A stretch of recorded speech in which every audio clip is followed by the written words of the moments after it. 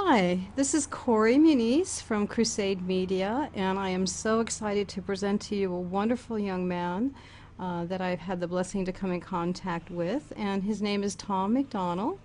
And Tom is a 21-year-old researcher from Chicago. And something really amazing that he told me was that he has been doing research for the last 6 years, which means he's been involved in this since he was 15.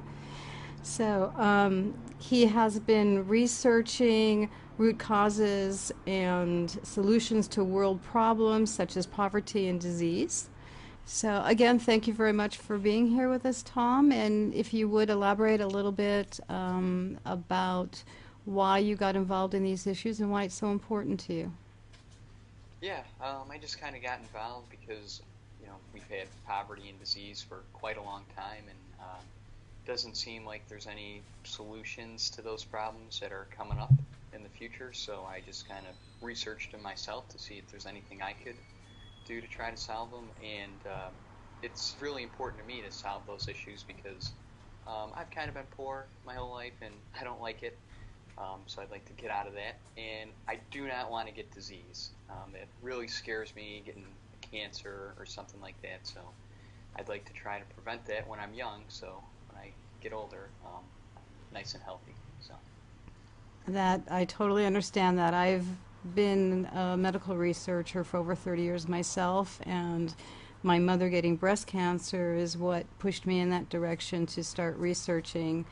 And the difference between your research and mine is mine was in a library with a card catalog, and now you have the opportunity to have the internet. So that's pretty exciting. And I really wish more young people like yourself would start to think outside the box and start to do what you're doing. And I have been to your wonderful Facebook page, and what I'd like you now is to tell me a little bit about the organization that you started 3 months ago, Citizens for Truth in School.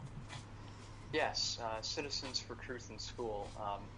I identified that there's a big problem in the education system, and I started this group to try to fix it. And basically the problem is that schools are teaching a big misconception and a lie in one of the most important life subjects, economics. It's taught universally in every textbook and at every school that we have a scarcity of things needed to live, that there's not enough land, resources, etc. to go around. And because of that, that's why we're always going to have these economic problems like poverty.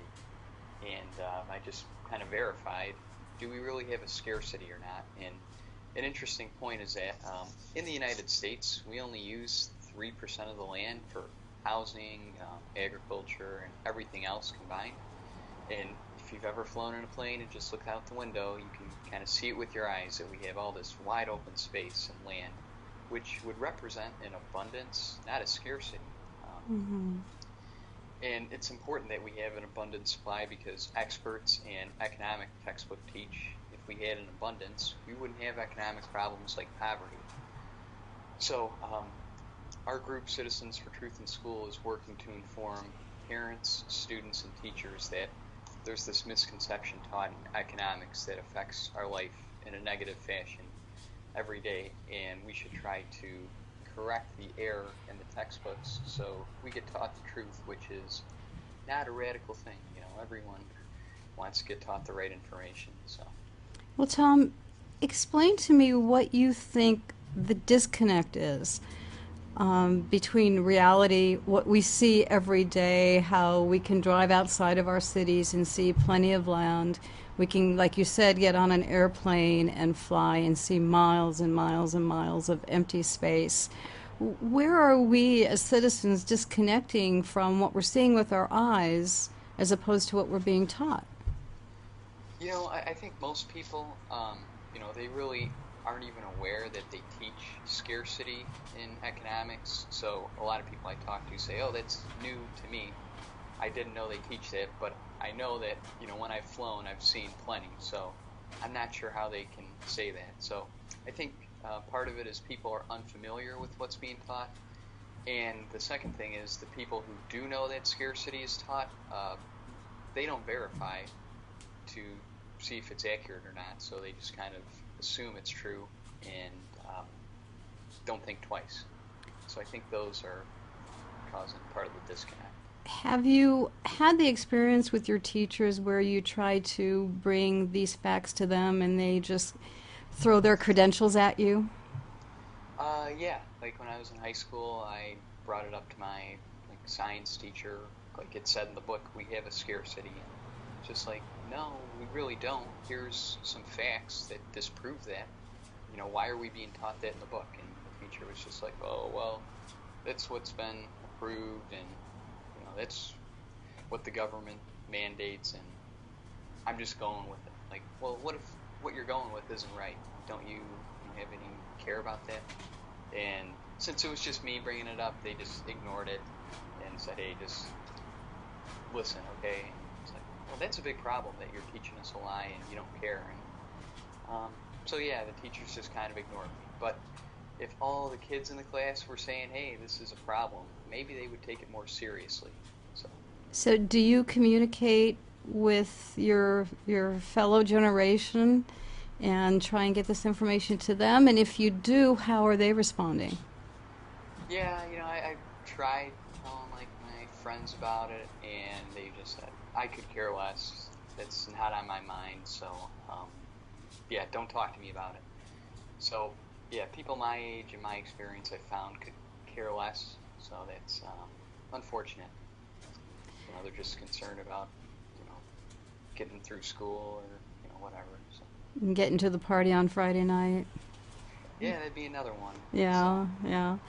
So, do you think that have any of your friends checked out your website, your page, and looked at your post? I mean, is it just that they don't know enough to want to care, or how do you feel other people like you that are wanting to make a difference and make the planet a better place for your future, what kind of suggestions would you have for another young person who's watching this video go about and find out this information and disperse it amongst their family and friends? yeah, to be honest, I don't have a lot of friends anymore because I kept bringing these issues up and they just didn't want to hear it. So I said, well, then see you later. I'm concerned about these things. And in my experience, it's like you really got to show people that they're affected by these problems, because if they don't think they're affected, then they're probably just going to ignore it. So it's really been like the main obstacle to overcome is how do you present information in a way that proves to people that them and their families are suffering as a result of this misconception that's taught, and also these chemicals in our environment that give us disease, which lately I've been having a little more success explaining that. So I think that's what you got to try to present it like that to get your family and friends interested. Well, can you give us an example? Sure. So I put together a little brochure that I've experimented with. It's Fix the Error in School Textbooks. And it just kind of starts with the purpose of education, which is teach students the truth to live a quality life. I found most people would agree with that simple statement. And if you look at like teachers' intentions today, for the most part, they want to impart the truth to students so they equip them with skills to live a quality life. If you just Googled like mission statement of a teacher, that's Mm-hmm. part of what it says: teach the truth. Now, as students, it's like we want to learn truth and skills to be able to earn money to meet our needs and wants. That's like the main purpose of education today. And parents, they want their kids being taught the right thing, and they pay a lot of money for it too. And they trust that the textbooks and teachers, are teaching the right thing because they have the credentials and everything. And just some general skills that everyone would kind of agree with is, we should all learn skills so we can get a job, and we should also trust but verify. Kind of the result of learning that information for most people is they live a stressed out life where it's hard to survive economically. And then again, if you just like looked at what they teach today in one of the most important subjects, economics, it's taught that we have a scarcity. So that's why we're always going to have these economic problems which affect 99% of the people. Like if you ask 99% of the people, what causes most of your problems? Lack of money, and that's just how it ties in of how scarcity causes problems for everyday people is they're not able to meet their needs and wants because we're taught we just don't have enough. Hmm. And you know it's just since we do have an abundance, we could come up with a much better system where people could meet their needs and wants, and the benefits to people would be you're happy and not stressed out. You live in a safe world because today a lot of violence is caused by poverty, and you'd work less and have financial peace of mind, which I think would appeal to people, but I don't know. I'll find out. Well, I think that you're spot on, and I think that your attitude and the way that you're self-educating is very, very important. How do you feel about the fact that as a society we've become so dependent on other people to bring us food? Most children don't even know where a hamburger comes from, that it's from an animal. We don't realize that things are shipped thousands of miles to get to our table.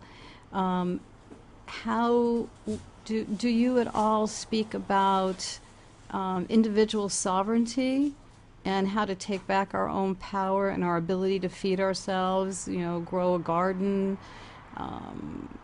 possibly, I mean, it's pretty far-fetched, but in this time, a lot of people don't want to or have the time to make their own clothing. But looking into supplying things that we are constantly reaching outside to a corporation to do you think that any of that is viable? It could be for some people. Like you said, a lot of people would say, "Well, I don't have the time," and um, so I guess there would be a question. I guess start asking people, "What do you think about that?" And if it would make a difference, then I don't see why not. Why people wouldn't be up for it. So I personally have done a lot of research into other countries and how things work in places like Norway, which has a lot higher rate of sustainability than we do. Do you think that we need to reinvent the wheel, or do you think we can take some information? There's not another country that's 100% perfect, but what do you think about going in and through the school system actually looking at better practices that are going on in other countries and trying to incorporate them or reincorporate them, because of a lot of them actually started here, into society? Do you think that that's viable? Yeah, like if there's an existing model that's working, having some success, there's no need to reinvent the wheel. Just okay, let's copy that and try to improve it if we can, and yeah, just try to incorporate it here if it's been proven to benefit other people in other places.